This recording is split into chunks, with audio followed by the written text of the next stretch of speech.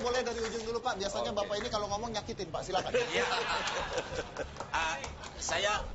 Saya paling senang dengan fenomena yang disebutkan Pak Fahri tadi. Ya. Dan saya akan protes. Oke, cepat Pak, cepat. Gini Pak ya, KPK ini kan tadi Bang Fahri bilang KPK ini sepertinya dia hanya nongkrong di tontonan katanya. Jadi tontonan aja.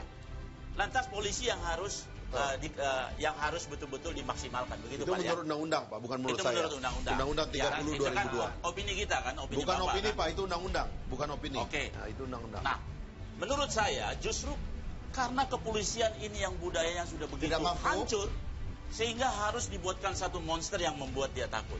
Dan monster ini harus sempurna, KPK. Kalau ada orang-orang yang mau membubarkan dia, ini kok kita ngomong sistem dari tadi. That's why aku mengatakan bahwa sistem ini jangan selalu menjadi panglima yang harus jadi menjadi maksudnya hukum. Salah nih konsepnya. Salah, ya bukan niatannya yang bukan ya ininya yang langsung, salah, Pak, tapi langsung, Pak. will-nya yang salah Pak. Ya. Ada ini di baliknya. Langsung Pak, langsung. Ya, soalnya gini ya, orang mengkritik KPK itu tidak mudah ya. Memuji KPK itu gampang. Anda semua tidak punya resiko kalau Anda memuji KPK. Saya mengambil resiko untuk mengkritik KPK karena saya tahu bahwa tidak bisa negara itu dipimpin atau dikembangkan melalui lembaga-lembaga ad hoc. Kalau polisi Anda nggak beresin, 400.000 jumlahnya dari Sabang sampai Merauke. Negara ini rusak.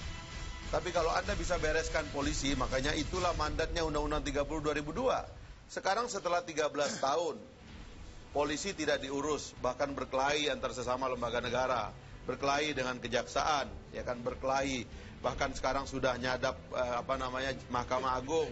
Tapi kan KPK tidak ada salahnya Pak. Ya itu justru salahnya karena reputasi lembaga yang dirusak. Kalau Anda mau pencegahan, tadi Anda di dalam partai Bapak kena KPK Pak ya? Enggak, ini saya tulis buku tahun 2011 tentang ini. Bukan ya, saya sudah menulis buku jadi tentang saya melihat bahwa KPK masih mengikuti irama politik. Ya, untuk kasus Senturi sudah sangat terang benderang. Namun kasus ini diulang lagi. Senturi, karena jadi mengikuti irama politik akan dilanjutkan setelah pemilu, setelah lengser.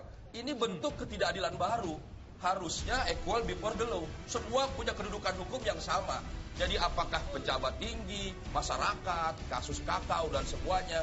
Jadi tidak boleh ada keberpihakan. Baik, silakan. Saya di satu sisi sependapat dengan Bang Fahri bahwa KPK ini terlalu banyak juga dia bermain di area empuk ya, pencitraannya, penindakan.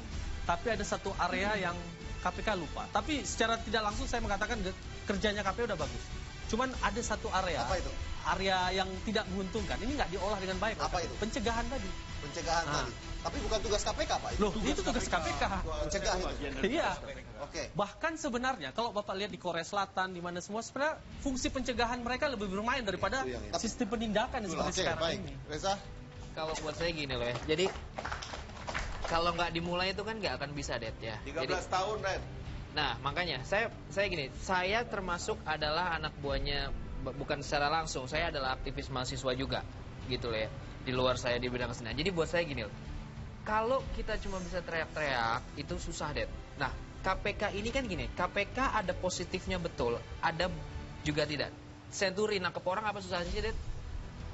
Kenapa nggak ditangkap? Apa susahnya sih? Orang secara datanya udah ada kok. Saya tidak tahu secara detail, saya juga bukan pakar hukum. Iya. Betul, kenapa mesti meriksanya ibaratnya kalau kita contoh Bapak Udiono. Kenapa mesti di istana? Wapres. Kenapa mesti KPK? Gini loh, itu aja gini loh. Kita jangan balikin lagi ke masyarakat bahwa masyarakat akhirnya berpikir negatif. Gitu loh. Loh, yang ditunjukkan ke masyarakat akhirnya membuat masyarakat berpikir negatif. Ada satu lagi, Res. Anaknya presiden nggak diperiksa-periksa tuh. Saya nggak mau masuk situ, Bang Fahri. Saya nggak masuk situ. Udah deh. Nggak, jadi buat saya adalah kenapa Pak itu Pak nggak diperiksa-periksa Pak? Ya itulah kan udah disebut oleh orang berkali-kali di dalam ruang persidangan. Bentar juga diperiksa, disebut terima, ada buktinya dan sebagainya, tapi nggak berani diperiksa. Waduh, gimana Pak? Kita ada dua bukti kita nggak bisa bikin politik jadi ruang gosip. Saya kira Fakri benar, KPK lembaga ad hoc. Tapi lembaga ad hoc sekelas KPK kita masih perlukan sekarang sebelum polisi dan kejaksaan sebagai lembaga permanen penegakan hukum perform. Pertanyaan saya. Tapi apa yang ditunjukkan oleh KPK, apa yang dikerjakan oleh KPK juga memang perlu diekspos supaya publik tahu. Jadi sudah jalan supaya tapi ya. publik tahu. Tetapi ada aspek-aspek tebang pilih dalam KPK itu juga benar. Oke, baik. Salah satu contohnya tadi ada 2 orang dalam satu perkara disebut namanya. Satu Sultan Batugana, satu Ibas. Yang satu dipanggil, yang satu tidak dipanggil. Nah, kenapa itu, Pak? Kenapa? Ini yang tebang pilih, ini yang Kenapa, harus dikoreksi. Kenapa, Pak? Ya karena KPK masih bermain di wilayah-wilayah politik, tidak murni penegakan hukum. Nah, kita harapkan KPK jilid 4 nanti tidak lagi seperti ini. Terjang bebas. Baik, silakan. Kita dari tadi selalu berbicara di KPK, ada KPK dan lain-lain. Sebenarnya Indonesia secara keseluruhan kita juga perlu melihat bahwa terlalu banyak diskriminasi hukum. KPK ini bicara Indonesia, Pak. Iya. Iya dong.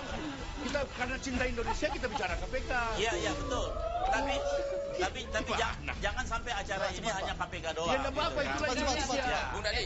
Diskriminasi hukum Memang agendanya sampai pemberantasan banyak korupsi. sekali terjadi hukum yang terlalu tumpul ke atas, tajam ke bawah. Ini yang seperti ini yang merupakan Intinya Pak. Intinya begini, intinya political will hukum Indonesia ini sangat rendah. Waktunya sudah habis dan Anda lihat bahwa tujuannya adalah bahwa kita membuat Indonesia yang lebih baik lagi, yang bebas dari korupsi. Dan intinya adalah kalau tadi kita simpulkan bukan bagaimana menangkap para koruptor, tapi mencegah para koruptor, ya, mencegah agar tidak terjadi lagi untuk Indonesia lebih maju dan lebih baik lagi. Terima kasih untuk Anda semua. Inilah mereka, sang kandidat. Satu hancur, dihancurkan.